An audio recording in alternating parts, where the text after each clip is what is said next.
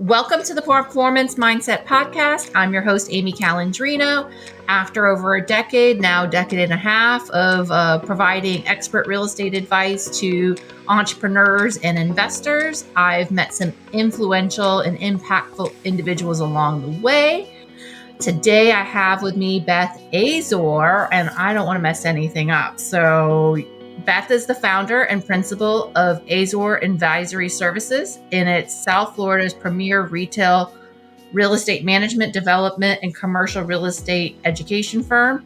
Long history of buying, selling, leasing, developing, redeveloping, and managing her own retail real estate projects. You've amassed 3 decades now worth of personal case studies, testimonials, and aha moments. And she's also into having commercial real estate courses that helps to propel her clients into success. She's a fellow Power Beacon, and which is an empowering force of women founders and executive leaders, and ensuring safety for women in the workplace and supporting the growing success of women in the industry. Welcome to the show. Thank you, Amy. Thanks for having me. Yeah, so we're going to be having this drop on Valentine's Day. What's not to love? And I'm in red. Two amazing ladies. Red's normally like my color, but this happens to be my favorite hoodie. So you have the 2024 Women's Real Estate Investment Summit coming up. Tell us a little bit about how this all came to fruition. This is the 4th year. And maybe a little bit about your story, because it probably ties into that as well. Sure. So I've been investing since 1992. So I've been in the industry for 38 years, and I had the opportunity to invest as a limited partner with my boss when I was at a firm in Miami. And with him, I was able to invest 7 times in shopping centers, which is what my specialty is.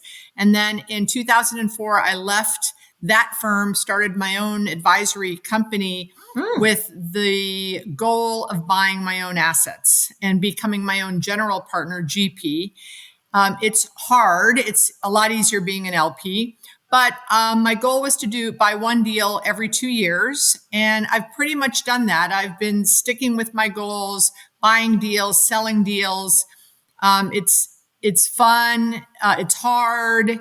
It's challenging. It's exciting, all of those things. So I also, because I've hired and trained a lot of retail leasing agents in my career, first for my firm. And then when I left my firm, other firms called and said, "You've been teaching leasing agents how to fill vacancies. Come teach our leasing agents." I started understanding and recognizing and hearing from them that they were not getting opportunities that I got to invest. And so I was on a mission to get leasing agents to invest. And I was doing that for a couple of years. And just if I was buying a deal, I would figure out a way to let them come in at a lower amount, because I just felt like, just for the fact that my boss gave me the opportunity when I was 32, the minute you'd have your first taste in investing and you learn about investing, you do a better job saving for future investing. So I wanted to help leasing agents because they're my people. But then I found out that most of the leasing agents I would offer the opportunity to, really only the men took advantage of the opportunity. And I didn't really realize it. And then I kind of realized it. And then I thought, what's up with this? And so I started investigating, and I found a stat that said of all of the commercial real estate investors in the US, only 3% were women. And it went further to say that of those 3%, 50% were women who inherited real estate or were spouses of men who bought real estate. So really, I only fit in the 1.5% category. So that kind of took me by surprise. I thought it was deplorable. And I said, I have to fix this, or I have to do something to help this. So I started interviewing the women, and I said, well, why are you not investing? Like, this is kind of, and Amy, we have like insider trading, right? Like I have girlfriends or women in the industry who, represent a national coffee company, find the site for a national coffee company, and then give both of those things to a male developer. And so I started interviewing the women saying, why are you not investing? And at first they said, well, we don't have millions to invest. I go, well, you don't need millions. Sometimes you can get in a limited partnership for as small as 25,000. Oh, really? And then they said, well, it's scary. I said, absolutely, it's scary, but are you and it's complicated and we're afraid of risk. And I said, well, do you invest now? And they say, yes, we invest now. I go, well, where do you invest? Well, the stock market. Well, I don't know about you, but my Netflix stock that dropped 80% last year, that was scary, that was risky, and that was complicated.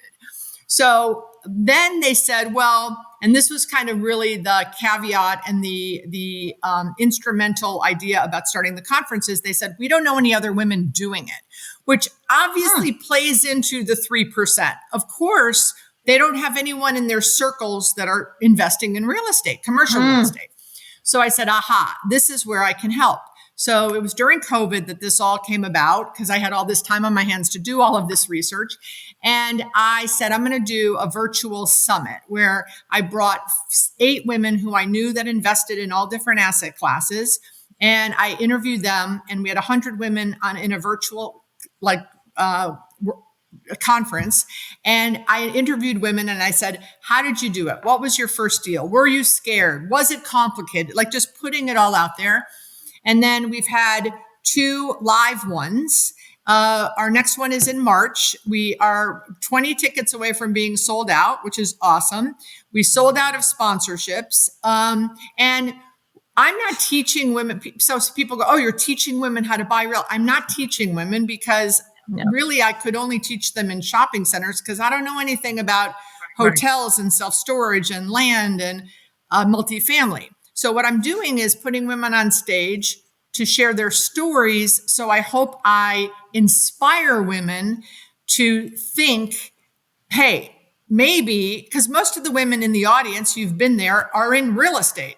So maybe I should take what I do for a living and take it to the next level and help grow my family's wealth. So my goal is to inspire women to think about, maybe I should, the next time I get a big commission check, maybe instead of putting it in the stock market, maybe I should put it in an investment account. So when an opportunity comes my way, I have money to invest. It's interesting that fear is the number one thing holding people back. But then when you are around other people doing it, you start to get this confidence and this energy. And I found having this podcast now be 2 years very soon is that when you're around like-minded people, that can really help to propel you forward. And so I just feel like I've only been to one of the conferences, but it's magical. It's like there's something floating in the air because everybody is now like open-minded to it. And, the fear kind of starts, dissipates and you start to have this momentum. And it is interesting. It's, I have a friend of mine that she just bought, I helped her buy a property on Main Street in Bartow, Florida, if you ever heard of that. And now she's like, oh, I might want to do like another one. And she's like, but she would have like not been open to it if I hadn't, done different real estate deals. Well, and she did have some family that did it and inherited, but it was her first that she did on her own. So I think that's great. Do you have any particular speakers or asset classes that are a little different than this year? So I have Dr. Erin Andrews. She owns thousands of multifamily units. She started as a chiropractor and she was a single mom. Her story is going to be amazing. I can't wait. And thousands of units, and women and men invest with her. So she's our luncheon speaker. And then I have Ramola Matwani. So we have, this woman's story is amazing. Her 2 sons are like the Mark Cubans of South Florida. And she's their mother. And she and her husband bought Fort Lauderdale motels.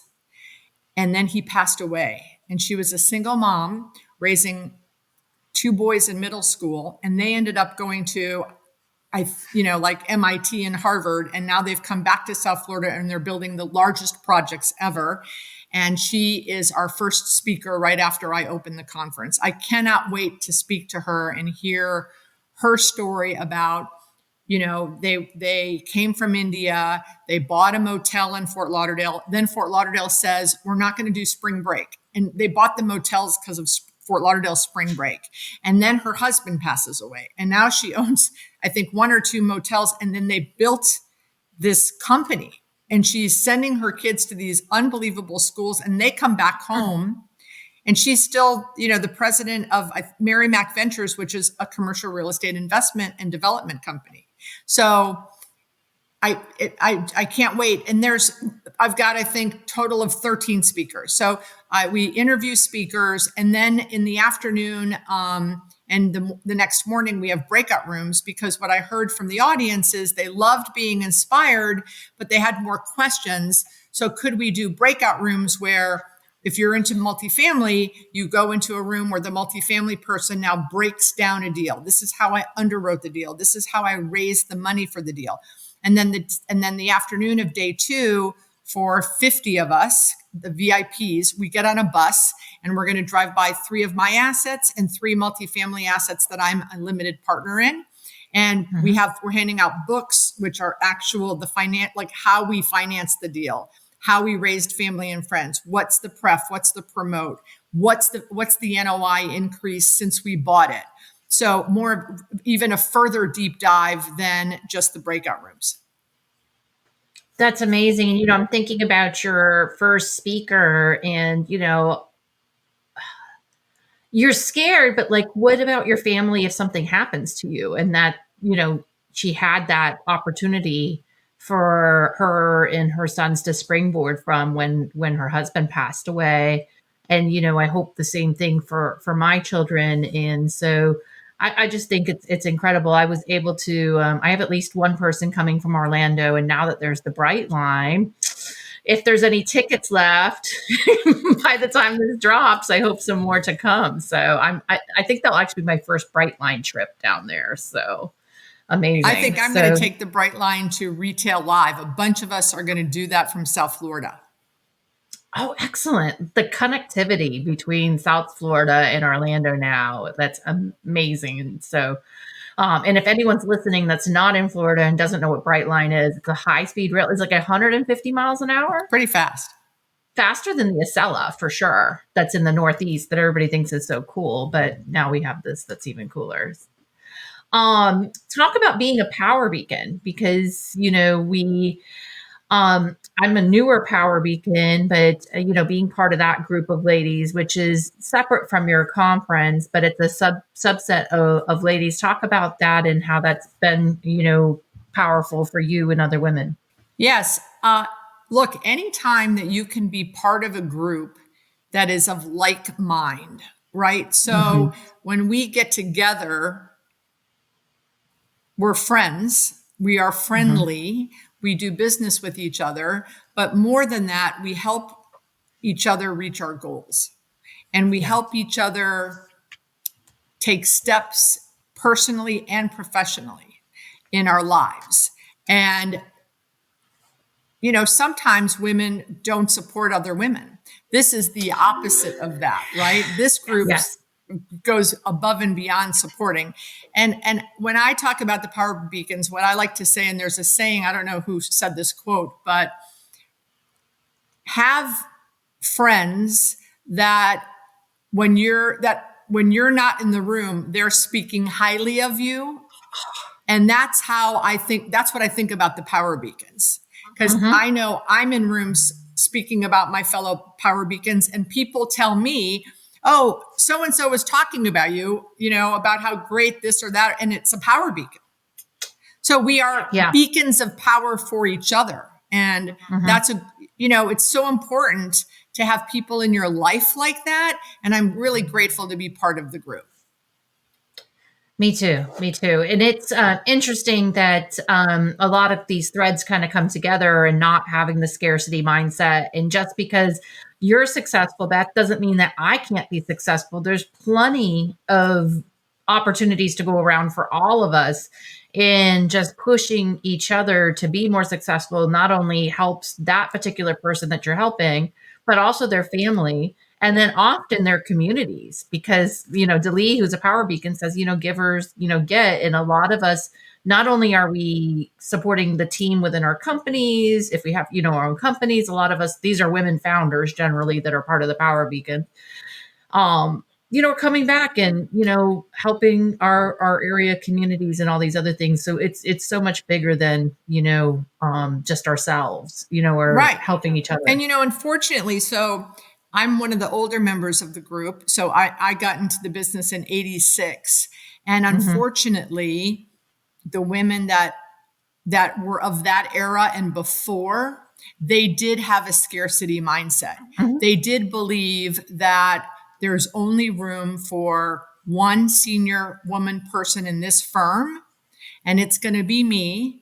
And I'm not going to reach down and help out the other women because, unfortunately, and in their defense, there were quotas. Okay, we've got one female next because there weren't a lot of women.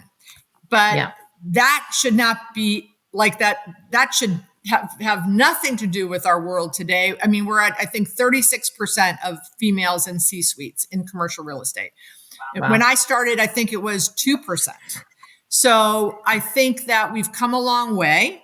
And again, in defense of those women back then, I was a big, let's get all the women together for lunch every month and let's share what's working for us. I wanted to share my experiences, anything I could to help women thrive in this industry. I didn't mind being a few of all the guys, but I wanted more opportunity for women. Right. Yeah, it's interesting. I heard someone use the analogy as like, almost like the one woman would get across to the castle and then raise up the drawbridge. It's like, you figure out how to get around the moat because I got across the moat. So good luck to you. Yeah. I have met, I have a golf group that I'm part of. And one of the ladies said that, there was a lot of assumptiveness too, like back in the day, that if you got these privileges, given to you to raise up, or these opportunities, that there was things attached to it, and it was a tough time. And thankfully, a lot has changed. And also, I don't want to say like that's only women, but we have amazing allies too, like Eddie Gonzalez and many other men in our industry that are like cheering us on. So. Oh, that's amazing.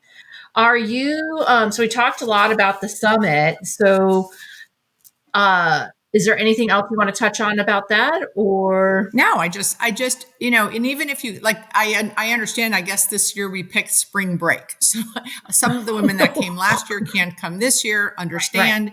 Right. But, even if you can't come to the summit, I'd have something called the Women Investor Wednesday series. And what that is I interview, every time I meet a woman that invests, I say, can you come speak on my series? So, because I'm just trying to answer the call of, we don't see other women doing it. So every time I meet someone that's, buying land or self-storage or multifamily, Jessica, who is on this week, she bought one shopping center and then she refied out of that, and with the money bought a second shopping center. So it doesn't have to be someone with thousands of units, because frankly, I like interviewing people that are just starting out their investment journey, because that's helping the women that are just starting out thinking about their investment journey. So even if you can't come to the summit, watch.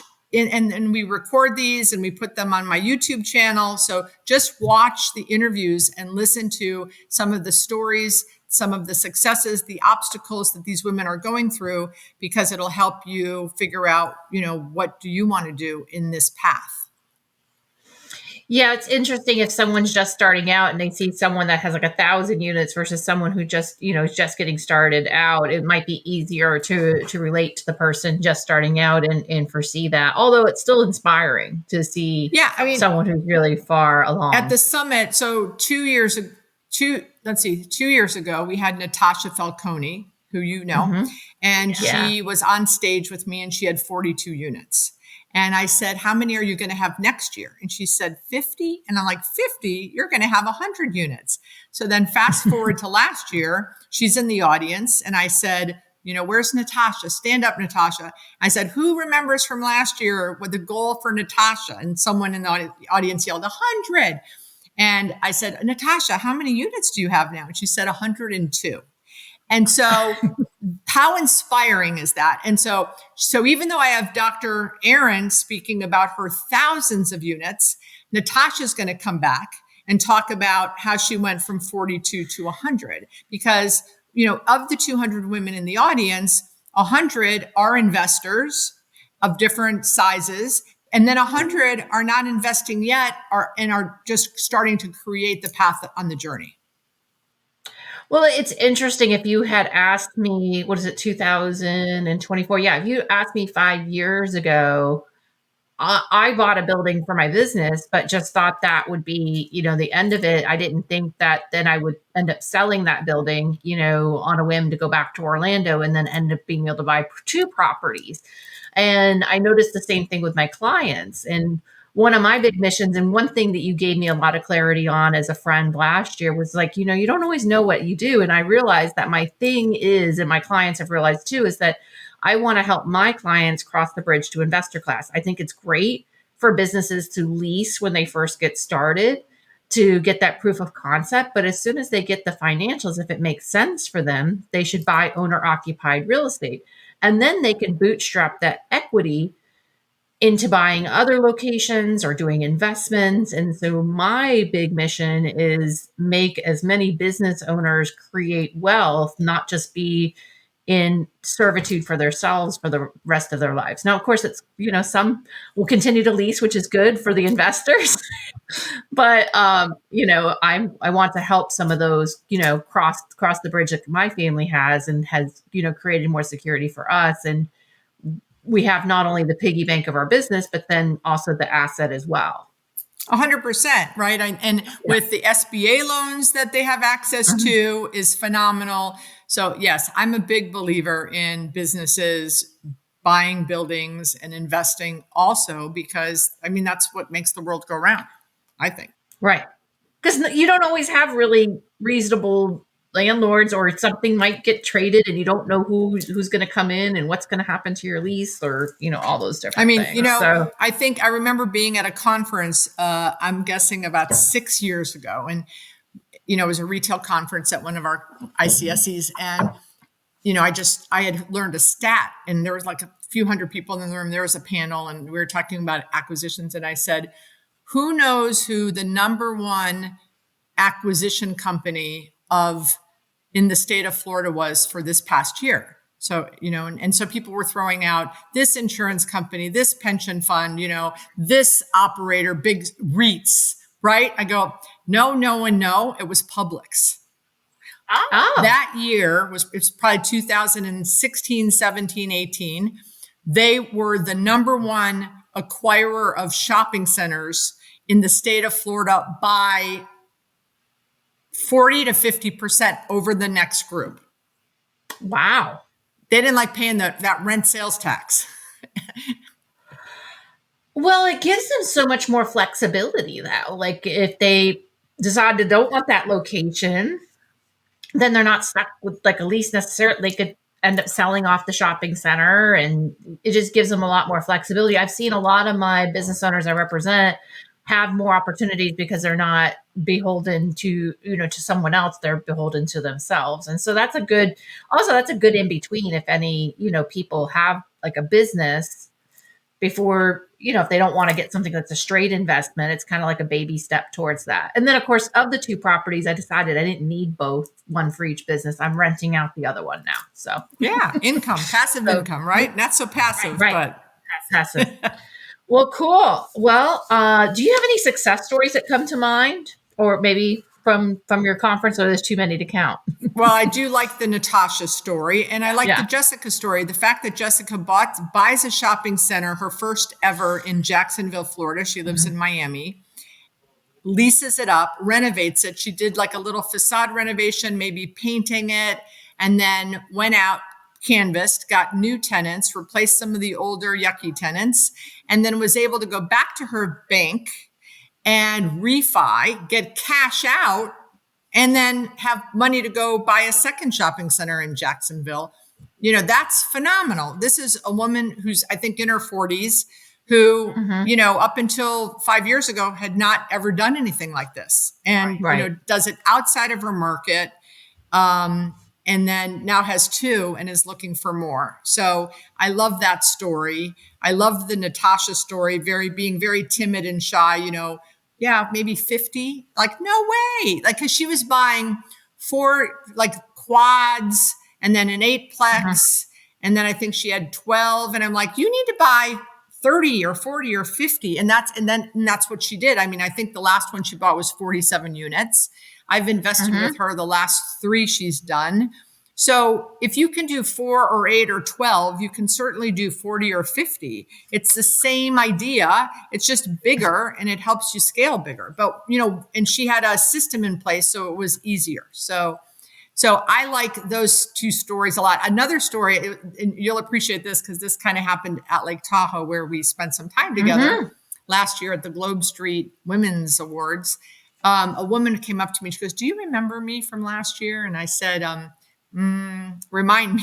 And she goes, "So I came to your conference and I asked you if I could speak on, I'd like to speak." I think she was a lender. She worked for a lender and they had sponsored the conference. And she goes, "Next year I would like to speak." And I said, "Well, do you invest?"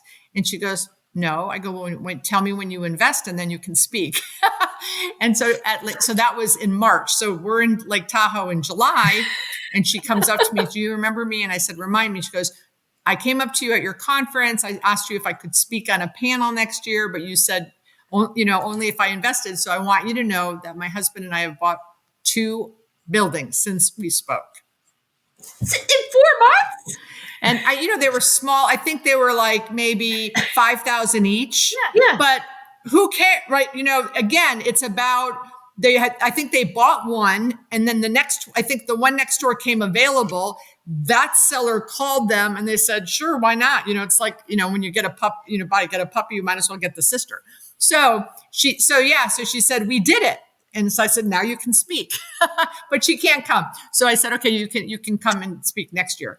But she said, you gave me a challenge. I went home. I told my husband, "This is ridiculous. We're making good money and we should be investing our money in the business that we're in every day." Because I guess her husband's in real estate too. That's interesting. And sometimes you almost just, like, excuse my language, you need a kick in the ass, like, to kind of like tell you what you're like capable, because you are just like holding yourself, back, and you need someone to kind of like push you out there and to do it. I think that I love that one. And then I think that's great with Jessica too. Like I said, and it's cool that she didn't just sell the first property. Instead, she's building a portfolio and extracting the equity to then build more of a portfolio. Right. And you don't have to pay taxes when you refi. Like you do when you sell. It brings me to 10x is easier than 2x. And that was the big game changer for me last year. That was my favorite book of all of 2023. Okay. We were all reading it still in Tahoe. I have a new one. Okay. What is the new book of 2024? Die with Zero. Die with Zero. Phenomenal. So I have a friend who I would always yell at him because he'd go on, trips with his family, not that many, but when he would go, he'd be on his phone following up. And I'd say, "Stop. When you're on vacation with your family, it's okay to take some time off." So he called me and goes, "So I know you don't need this book." Because I like to go, when I go on vacation, I like to go on vacation, and I can, I'm lucky to have a partner that helps me, when I'm gone. But he goes, "I know you don't need the book, but I just read this book and it's changed my life." And he had gone on a vacation to Italy with his family. It was pretty costly. And he said to his wife, "We're not going to do this for a while." And then he read the book and he goes, "Book it for next year too." So it is, some of the things in this book are amazing, even though I enjoy my life, and I'm not a penny pincher. I want, I'm 63, so I'm a lot older than most of you, but I was doing this at 43. I feel like put money aside, plan for the future, plan for your kids, but then with the rest of it, enjoy life. And it just talks about things like a trip. It says a trip with your family pays dividends for years. Your family talks about it. You laugh about it. You look at picture. It's not just the money that you spend to go on the trip once. It pays dividends for years to come. And then another thing is they say the average person who dies is between 80 and 85 or something like that. And he says that, people they save too much. They save too much. They oversave because they think that they're going to live longer than they do. They think their medical bills are going to be more than they are. And then they don't give the money to their kids until they die. And when they die at 80 to 90, their kids are 60. Well, the kids really don't need the money at 60 anymore, like they would have at 30 and 40. So it's just, I love the book. I literally bought 10 copies and sent 10 of them out to people I know who need to read the book. I had a really rough fourth quarter, and I was thinking about canceling a trip that I just got back from yesterday. And I started to kind of have the fear mindset come in. But that's when, it's great to have friends that are like-minded, and they're like, no, go take the trip, go enjoy yourself. Don't beat yourself up. And I just got back yesterday, and I did not check my emails but once. And where'd you go? Just a little bit. Quebec. So we went to northern Quebec, north of Quebec City, to a place called Club Med, all inclusive. We had childcare for our kids that are 2 and 4 years old, and they had fun. My kids are currently being homeschooled, and the homeschool teacher's like, oh my God, they're like completely different children today. They're talking about it. They're super happy. And big thanks to you connecting Josie with my assistant, because yesterday she texted me while I'm on the plane, like, I'm replenishing your fridge, like going shopping for you because I know everything that you need, and prepping it that you get home and you have dinner. So that way I just jumped right into things today. I wasn't stressed out, got plenty of sleep, but yeah, a really good assistant. And yeah, go ahead and take the trip, because I want to go again next year on this trip. And I think it was because I really let go and enjoyed it, and I was present. And I think it's something you should budget for. Yeah. Whatever it is, budget your 1, 2, 3 trips a year, and let go of other stuff. Maybe shop at Aldi's instead of, we love Publix, but do what you need to do to save the money to take the trip. So yeah, I mean, I was wearing a sweatshirt yesterday. It said capture moments, not material things. Yeah. Moments. So important. We don't need another thing. We don't need to buy any more things. Yeah. I don't know how to make it more clear. My daughter's third birthday is coming up, and I put on the invitation. I always say no gifts, please, but people still bring gifts. I think I put on there now, gifts not necessary. Maybe that will make a difference, because we don't need anything else. We have each other. So, but yeah, die with zero. I'll make sure my show notes includes that. But well, awesome. This was a great conversation. I think we got to touch on a lot of different things. And how do people stay connected with you? What's the best way to reach out to you? So Twitter, Instagram, LinkedIn, Beth Azor, the website, on Twitter is my email. So they can find me pretty much anywhere. Awesome. Well, thank you so much for coming on today. And thank you to my listeners. And please continue to tune in. And this is Amy Calandrino signing off.